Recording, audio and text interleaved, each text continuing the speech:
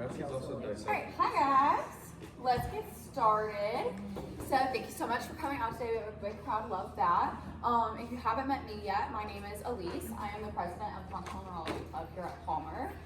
And today is a super exciting club day because it's not just functional neurology, but we also have applied kinesiology to join us today. Oh my gosh, hang out this way. Hi guys. So thank you guys so much. It's going to be a really fun day. We'll do some functional testing for cranial nerves. I'm going to start with the presentation, just kind of going over each individual cranial nerve, and then they will take it over from there, and we'll get into testing. So let's get started. So just to start, I'm sure most of you by now know that there are 12 pairs of cranial nerves. There's 24 nerves total. I'm sure everybody in here has their own dirty mnemonics to remember them all by. And I'm telling you, by the first year into school, you will have them drilled so much into your brain, you won't even need your dirty mnemonics anymore. You will know them by your first year or two into school. But I do want to share this picture because I know so many of us do remember it by those mnemonics and know, like, ooh, to touch and feet, you know, whatever your mnemonic is. But a lot of memorization for the cranial nerves is also really clinically relevant to remember it by location as well, and a lot of us don't always think of that. So it can be very clinically relevant. So for example, if you were to get a tumor, knock on wood, in your pons, it's not going to affect one nerve. It's going to affect 4 of your cranial nerves. So if you were to get a tumor here, like, you have to know all the nerves around here are going to be affected. So your trigen, your abducens, your facial, your vestibulocochlear, all of those nerves will be affected if you get a lesion in a certain area. And a lot of them share pathways, a lot of them share functions even. So you have to know where they are in order to really kind of narrow down lesions in your patients and how we can really find them. So that's just like a little advice for learning them. Pay attention to Dr. Kingsley's anatomy class. It does help. But moving on, like I said, we're just going to go step by step each nerve individually, and then applied kinesiology will take over. So right in order, our first cranial nerve is olfactory. Most of us know it's our detection of smell, but it's also going to be our perception of smell. It starts in the nasal cavity, and it's unique because it transmits directly to the brain, and almost every other nerve goes through the thalamus first. Your thalamus is like your grand central station. It's your train station, it's your relay. It brings everything where it needs to be. But because the olfactory nerve skips this place, it's really connected to the limbic system and is used for survival and emotional connections. So that's why most of us would know, like, the smell that's added to gas has that, like, rotten egg smell. That's for survival. When we smell that, it goes straight to our emotional connection where we're like, that's not good. That's a bad smell. Like, if you didn't connect that piece, it could lead to, you know, it's Darwinism. It could lead to something not as great. So it's also super connected to that limbic system in positive ways as well. Most of you can smell your grandma's house if you think about it well enough, or you can smell a box of crayons because they're connected to these emotional memories. This nostalgia comes from smell, but can also be a really big trigger for people with PTSD, things like that as well. Smell is always one of the biggest things because it's directly connected to your emotions. And another fun tidbit is it can also be used as a diagnostic marker, not necessarily a tool, but a marker as well. So for example, it is shown that people with Alzheimer's disease lose their sense of the smell of peanut butter specifically up to 30 years before their diagnosis of Alzheimer's.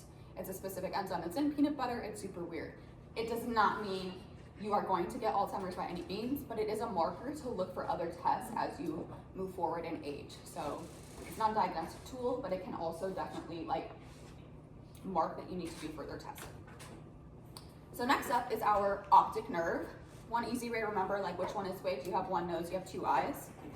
So this is obviously going to be responsible for transmitting any visual information from the retina to the brain, and it stops in that lateral geniculate nucleus of the thalamus before those radiations send it all the way back to the occipital lobe. One important thing to note is that your eye, like your eyesight in each eye, half of it crosses your brain, half of it does not.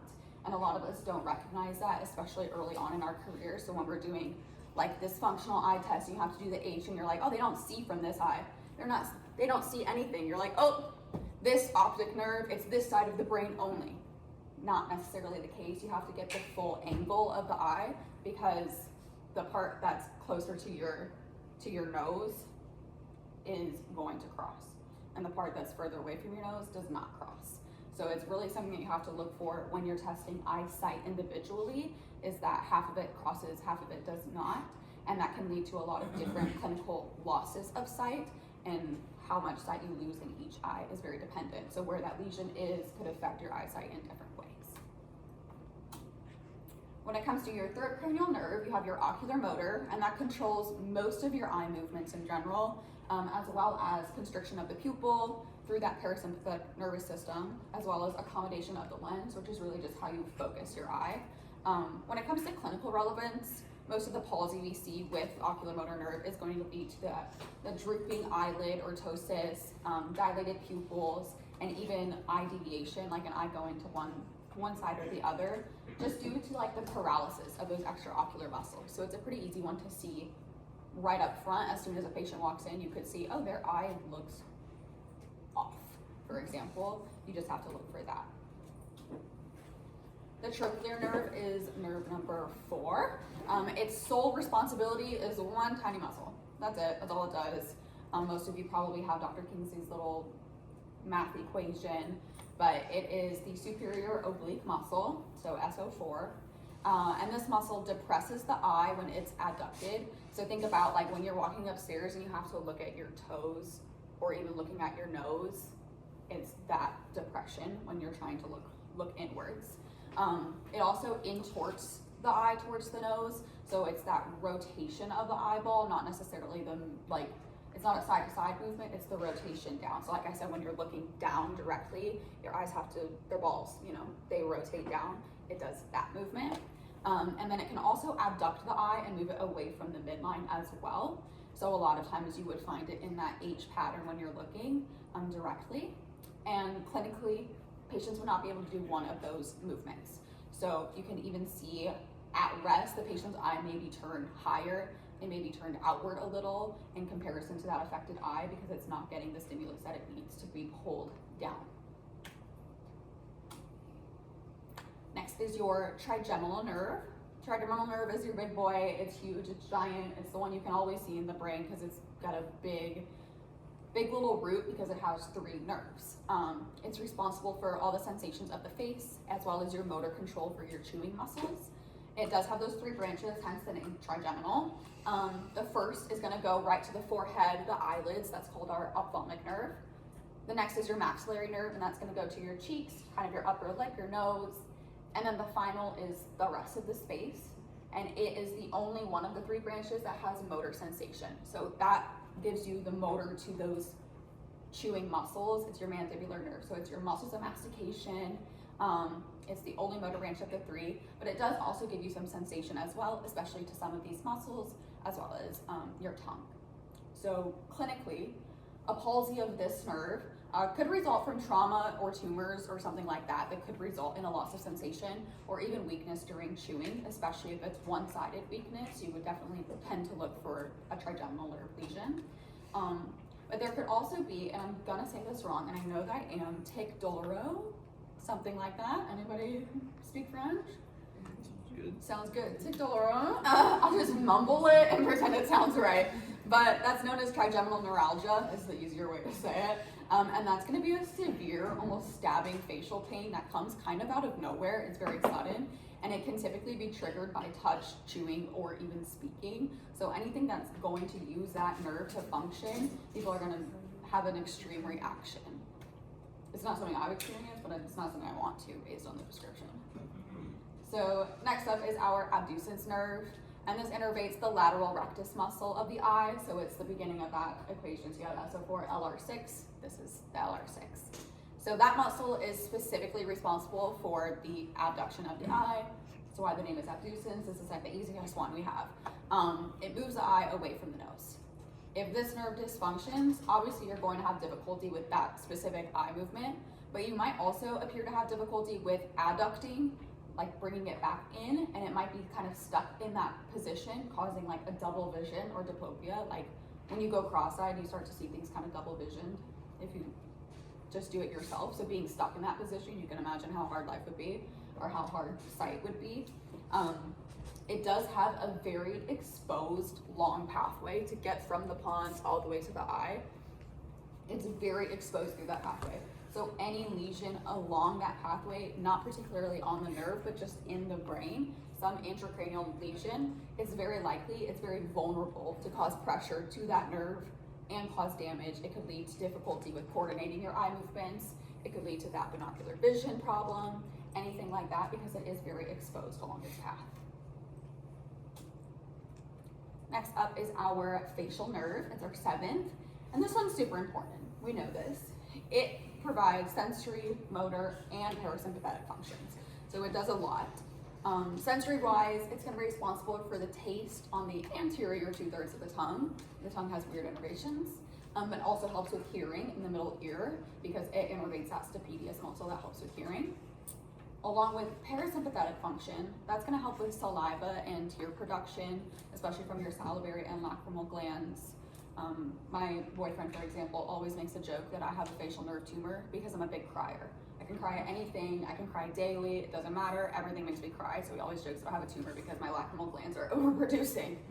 So, the motor function then is responsible for all of your facial expressions. You're smiling, you're frowning, anything that your weird faces you make at your friends, everything like that is your facial nerve. And this can be really, really relevant to establishing if a patient is having a stroke, which is going to be a central lesion on that facial nerve, or if they have a Bell's palsy or a facial nerve palsy of some sort, which is more of a peripheral lesion of that nerve. So if you haven't learned it already, if somebody comes in and one side of their face is drooping like crazy, and you're like, oh my God, are they having a stroke? Ask them to raise their eyebrows. If they cannot raise their eyebrows, it's most likely going to be a Bell's palsy peripheral lesion, which is good.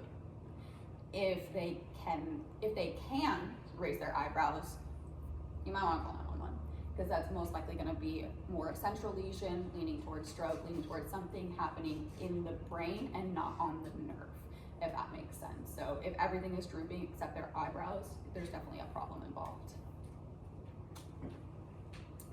Next, we have our vestibulocochlear.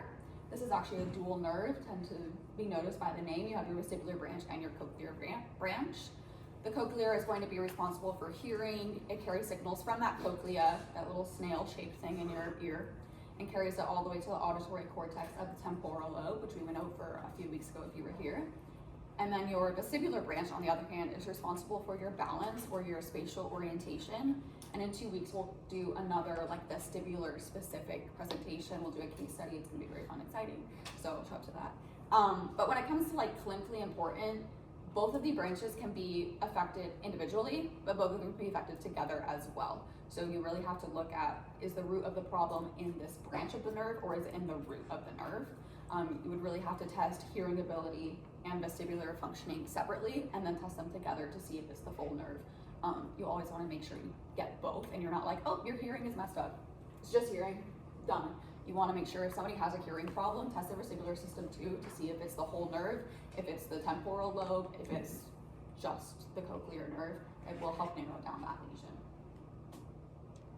For cranial nerve 8 is our glossopharyngeal, and this goes right to our tongue. Anything that has glossus in the name, glossus means tongue. Think tongue. It has a lot of function, similar to kind of the facial nerve. It has the motor, it has sensory, it has some parasympathetic as well. So sensory is responsible for the taste of the posterior part of the tongue, and then general sensation to your pharynx or your throat area. Motor is going to innervate the muscles of the throat that help with swallowing.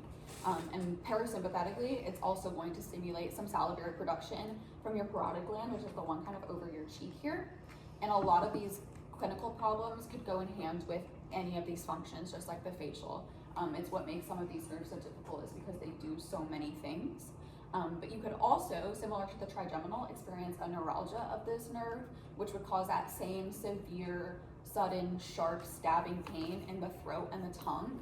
And that's often going to be triggered by swallowing and speaking and can cause dysphagia, or it could cause difficulty swallowing, or even just you're less inclined to eat, you're less inclined to swallow because you have sharp pain every time you swallow. I wouldn't want to eat either, you know, so you have to look at that for patients that are experiencing this. You have to look at their eating patterns. You have to see, are they still getting the nutrition that they need? Because a lot of people are going to struggle with eating solid foods, and you have to be able to recommend You still need to get your macronutrients one way or another. Let's find soups, let's find jellos, things like that that can make eating easier for those patients. Vagus nerve is my personal favorite. It's 10, it's super important, it's very long. It causes so many problems, but also makes your body do what it does. The reason it's my personal favorite is because it has a lot of parasympathetic innervation. It controls the heart, it controls the lungs, the digestive tract, things like that. If anybody in here has ever fainted more than once in their life, I can almost guarantee you are diagnosed with vasovagal syncope, which is the doctor's really fancy way of saying you faint and we don't know what it is, but it's something about your vagus nerve. And they say that because they assume it's your heart or your lungs, which are both innervated by your vagus nerve. I personally have a fainting disorder, and they told me I had vasovagal syncope for 15 years before they diagnosed me with my actual problem. So it's kind of their like write-off. It's the $1,000 you get to tell somebody they have a headache but with a fancy name. But it's my favorite because everybody is like, vagus nerve, you faint, you faint. For sensory function, it has a lot of visceral sensation. It's your belly aches, things like that, as well as taste in the throat. Bitter taste, especially in the throat. Like if you've ever taken like a steroid pill, like a prednisone, that shit is so bitter and you taste it in the back of your throat and not in your tongue. It's the weirdest sensation. I don't know why they don't make it taste better. It's awful. I know you had a reaction, like you've been through it. Other people have seen this happen. Like that bitter taste gets stuck back there and it's impossible to get out. That is all vagus nerve. And then motor-wise, it's gonna help with the pharyngeal and the laryngeal muscles. It's also gonna help with that speech. It's gonna help with the swallowing through that throat.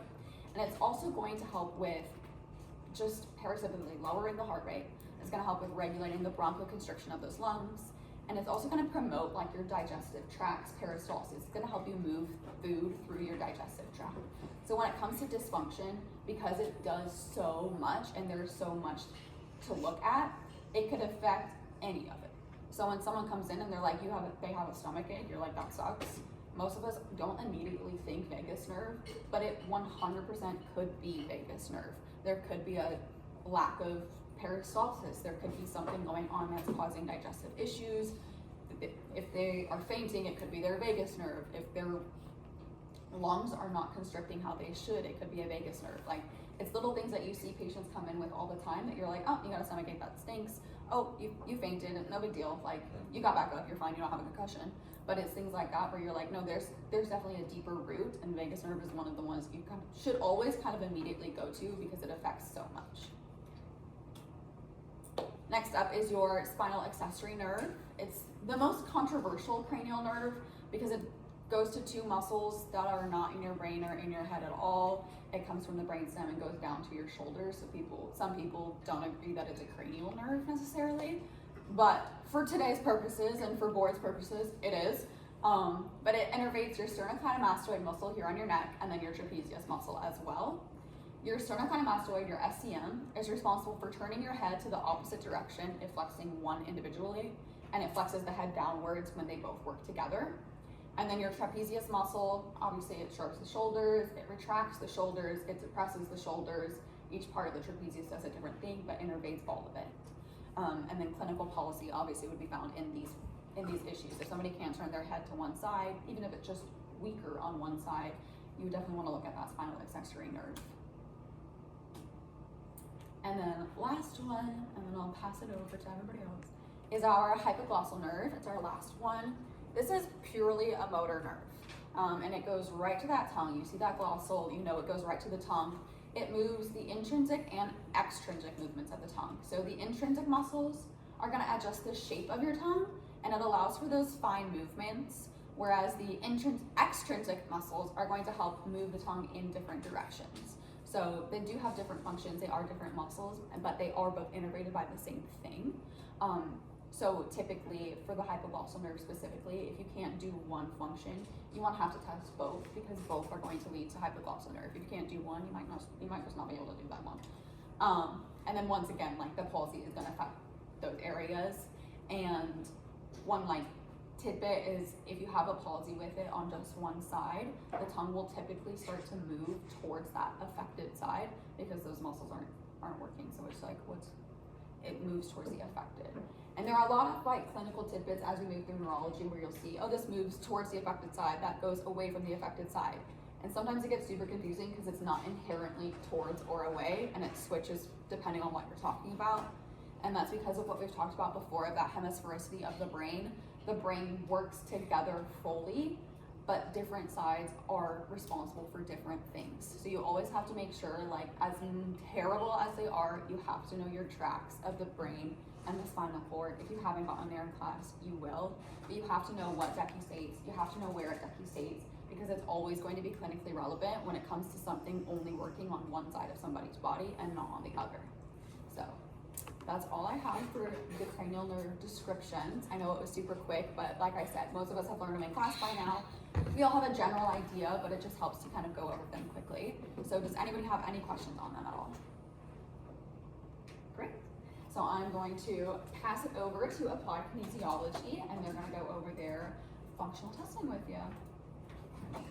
Hi everyone, I'm Sarah. I'm the Vice President of the Applied Kinesiology Club.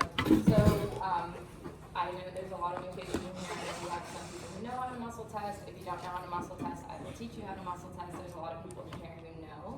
So if you don't know and you can't get a hold of one of our officers, who most of us have shirts on, but some of us don't, then you can just ask one of your peers and someone will probably know. I actually don't know how to use them. The keyboard's on the like slidey thing. So I have a super brief presentation, but then I'll probably actually use Elise if she's game for it, and I'll do a demo of how we do cranial nerve testing. So if you don't know what AK is, it's a system that evaluates structural, chemical, and mental aspects of health. We use manual muscle testing, but this is really a misnomer because it is a neurological test.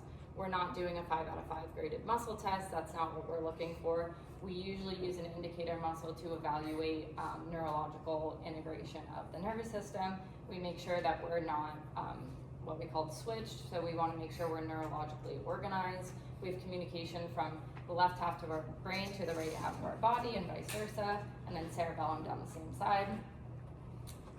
For our more research-minded people, I know that AK can probably get a bad name, but I did want to share this research article on autogenic inhibition. So this is a reflex that you can have when a sudden relaxation of a muscle group when you experience super high tension, and it's detected by the Golgi tendon organ. And what happens is when we do a manual muscle test, when we're using an indicator muscle, is that we could be muscle testing something, but if we bring the nervous system's attention to an area of dysfunction, that muscle will react with a weakened response, and that's because the nervous system says, okay, I need to go into protection mode. Right now, whatever's happening is going to hurt me if it's continued. So what will happen is if we press on an area where there's dysfunction, if we press on a spinal subluxation, we push it further into subluxation, something like that, it actually stimulates the Golgi tendon organ to promote relaxation of that muscle so that there's not further tearing and then injury of that muscle. So that's why we're getting that weak muscle response, if you want to think about it from a super left-brained side. And then this is how we're going to muscle test. So to be accurate, we have to test really soft and slow. We're not testing the strength of the muscle. We know that we can overpower someone's muscle. That's not what we're looking to do here. The softer you are, the more accurate it is. We are electrical circuits. We are neurologically wired. So if there is dysfunction or disconnection, that's when we'll get a weak test. But what we do is we use in Chinese medicine, there's meridians, and those are the energy pathways flowing through the body. They connect our organs, our emotions, our spinal levels, and our muscles, and so they end on our fingertips. So we want to connect all of those to get a momentary strong response. And then we also check hydration. There's a point on the tip, the inferior tip of the scapula, and this also shows us if we're hydrated or not. You have to be hydrated to be properly muscle tested. And then polarity. So there's a point right between the eyes, and it actually short circuits our nervous system for a moment, which shows us what our patient's weak is. So we are looking for joint lockout. We want to make sure that the nerves innervating the muscle around the whole joint are communicating with the joint and the muscles so that we can get a strong response. And then when we get that dysfunction in the nervous system that we're drawing the nervous system's attention to, this is where we get a weak response, and then we'll get the weak muscle. This is where the joint does not lock out. So we also want to make sure that there's no compensation. We know that the nervous system is super good at compensating, which is why using muscle testing for cranial nerve testing is actually really helpful, because we can detect subclinical levels of dysfunction within cranial nerves. The best compensators are athletes, but as human beings, we compensate because we have to get through life. So if there is something wrong with the cranial nerve, it may not mean that we can't see something or that we can't move our eyes in a different direction. But if there's slight pain and we can still do the function, or if there's a weak muscle test, it means that we might want to further investigate and use other tools to figure out what's going on there. So we want to make sure there's no compensation. So feet are not crossed, no gum in the mouth, our eyes are open, and our hands are off the body. So this is what we'll do. So I'll have Elise come up.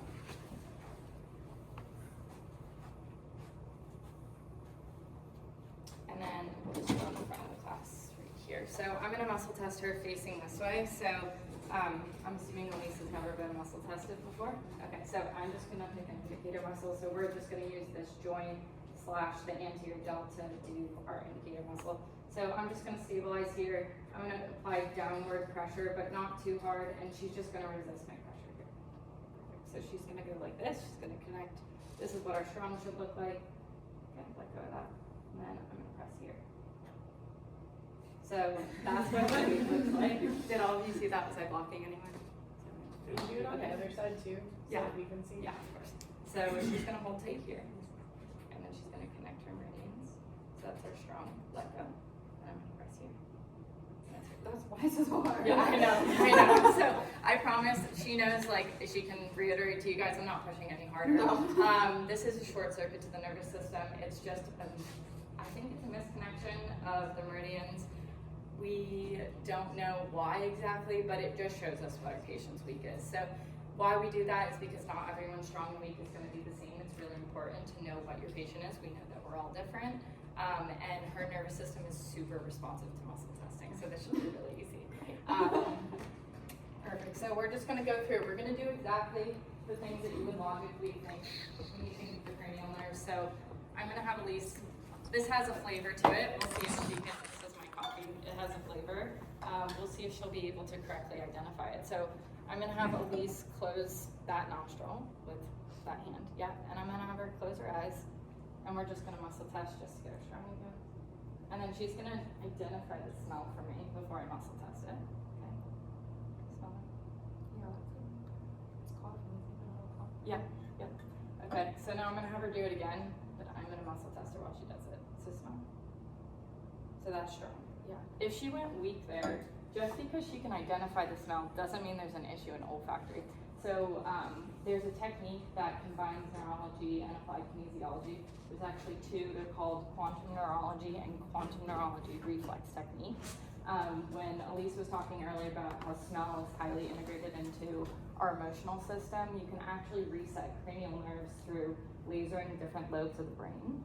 But you can also reset the cranial nerves and reset emotion and address emotion that way through implementing smell and cranial nerve activation while you're releasing the emotion. So there's something called neuroemotional technique. If you guys aren't familiar with it, you use muscle testing to identify root cause and exact emotion associated with emotions that are going on, and you clear them from the subconscious. And it can kind of seem wonky, but it really does work, and it's highly, highly recommended throughout chiropractic. And if you're not someone who wants to be someone to deal with emotion, having an NET practitioner that you can refer to is highly, highly valuable, because we all have to acknowledge that these traumas, toxins, thoughts are a part of it, and our society is becoming more integrated into having mental health issues. Everyone's impacted in some way by some type of trauma. So those traumas can be linked to the smell, and that's how we can also clear them deeper through subconscious cranial nerve activation. And then you stack on smell and lasering the brain with that, and it's like a full system clear out of that emotion. So you can get rid of a lot of issues. So next we're gonna do visual acuity, so cranial nerve 2. So I'm gonna muscle test her again. And then I'm just gonna have her tell me how many fingers I'm holding up. 2, 3, 4. So she goes weak when we get to 4. 4 may not be the indicator, but that just tells me to investigate further into cranial nerve 2. But that also could just be really light laser activation on a lobe of the brain, and then we could just upregulate cranial nerve 2 activation.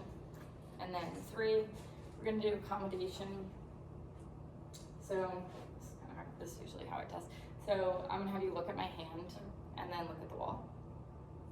So look at my hand, look at the wall, look at my hand. So when she's converging, she's having an issue there. If you guys saw that, she's going a little bit weak when she converges. So again, this is also a really cool area where neurology and AK, if you truly understand AK and you truly understand neurology, you do actually see that AK is neurology. We just use a different modality to help figure it out. But we can actually do eye movement activation, and when you put the eyes, so she doesn't like going into convergence, but it could mean that her therapy is to go into convergence, making a strong muscle weak, or it could be vice versa. But if you can muscle test and you can figure out which way we can make them go strong, you can actually use it as the therapy. So that's a cool way to use it. And then 4, so we'll have her do SO4, so she's gonna look down and in, she's gonna look down under toes. Yeah, so we're also having a little bit of weakness there. I can't even figure it out. Yeah, but if you look just straight ahead, and then look down and in. Yeah, so she does go a little bit weak there. A lot of times the eyes, I'm not saying that Elise has emotional issues, but a lot of times Sure. a lot of You can go there. I'm saying that a lot of times the eyes are holding a lot of emotion. So the best way to properly test the eyes is by just going in all directions. So we would just look up, that way, that way, that way, that way, that way, that way, that way, that way, and make sure that there's not any weakness, because if we can make sure that we're strong in every direction there, it's a really good indicator for us as in terms of cranial nerve function. So then 5, we're just gonna do sensation. So this is where in AK we do therapy localization. So I'm gonna have her touch herself.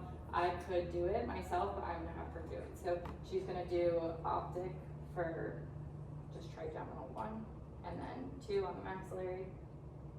So a little bit there, and then go on mandibular, from there. And then motor, so I'm just gonna have her simulate chewing. Okay, so she's strong there.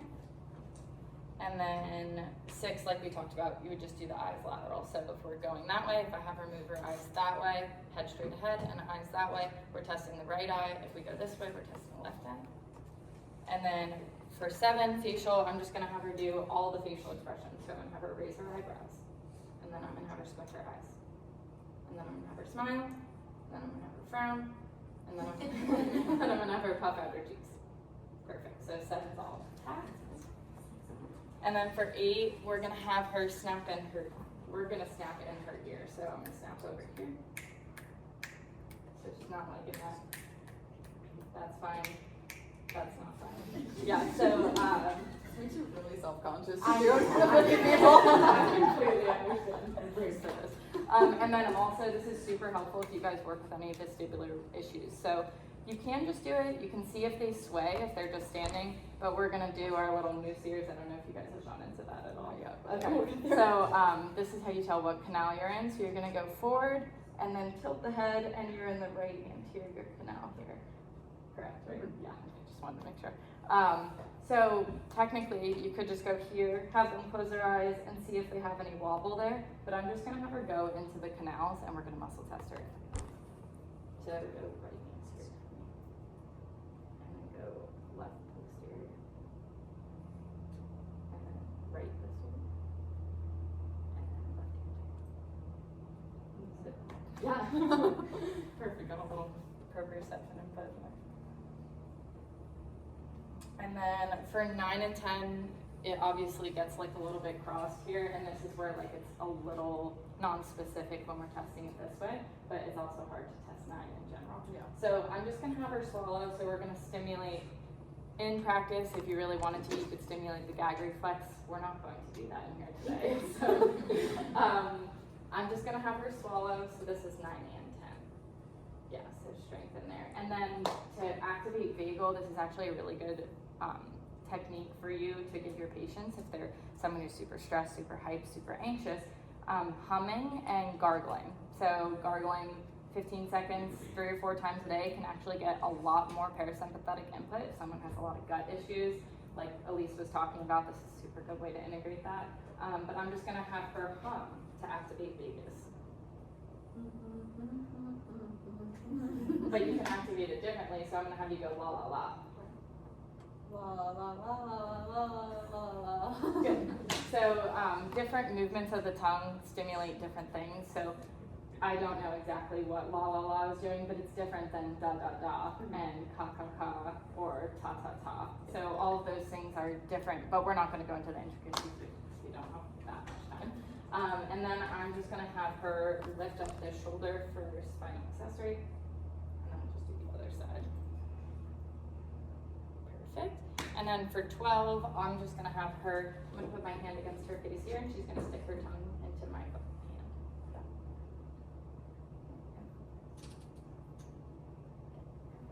So, slight dysfunction, it doesn't mean that Elise wasn't able to perform any of the cranial nerve tests.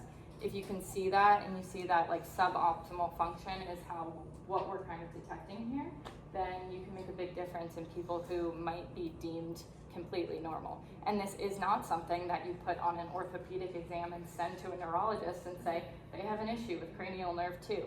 That's not what's going on here. We're detecting subclinical levels of dysfunction within a cranial nerve, and we're doing things that we can promote, and we know that we can make a big difference where other people will just send them off and say, well, it worked, I don't know what's wrong with you.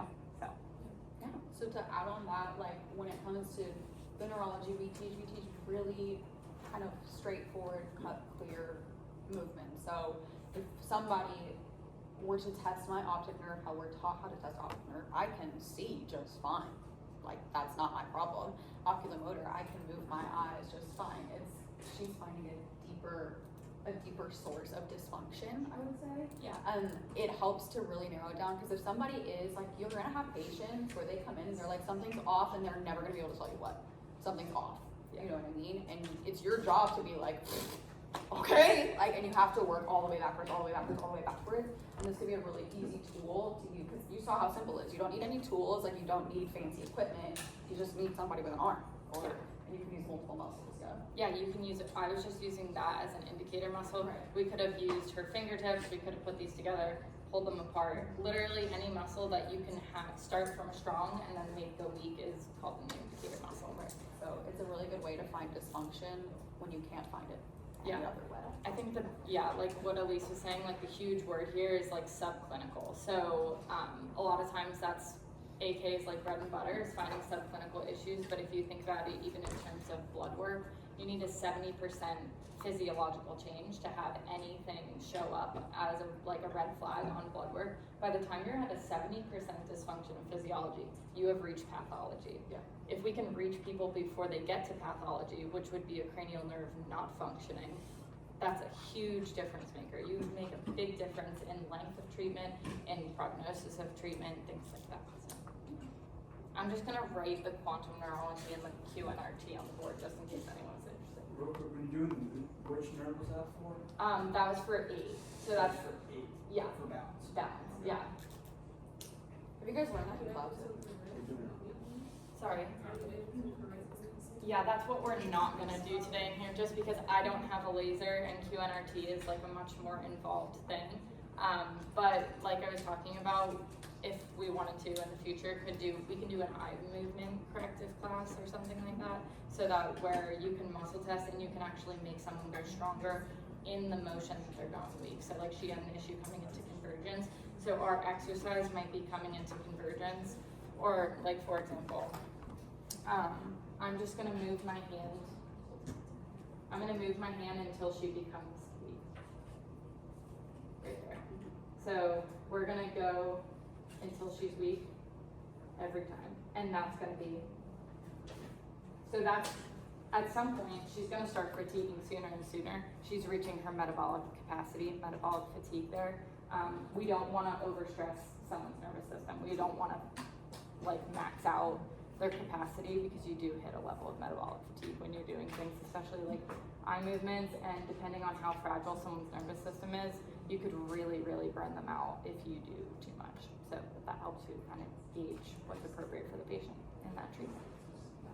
Does anyone else have any questions? Does it matter like what muscle you're testing? Not at all. And like we can talk about that. So that was just an indicator muscle. We could have done her bicep. That's a good one to do. Anything that you can start at the strong with that and then make go weak with this is something that you can test with. Other muscles that don't go weak. If someone doesn't go weak, that's like a whole other Whole thing. thing. And Okay, yeah, and I'm that's- just wondering. Yeah, that's when you go into checking like hydration, switched. You might potentially need to adjust occupancy of the sacrum. And then you can do like cross crawl patterns to reintegrate the different sides of the brain. So, yeah. Crap, I just went away. That's okay. Oh, okay, so you had her doing it standing, can you have her do it sitting? Absolutely. And my preferred way to muscle test, because I mostly do nutritional stuff or I use it for adjusting, would be to have her laying on her back and then have her arms straight up in the air and me pushing this way. I just think that, I feel like that'd be easier on your body. yeah, absolutely. And that's something to completely keep in mind as a practitioner, because you're doing this all day. They just have to sit there and do it for the treatment. But it's definitely something, especially when you're muscle testing, keeping your body in mind while you do it, for sure. Anything else? All right, does anyone not remember any of the cranial nerves, what we're doing for them to test them? If not, we'll be like coming around and helping you guys get through that. Okay, let's break out and try this. Grab a partner, make new friends. And we're not diagnosing anyone with cranial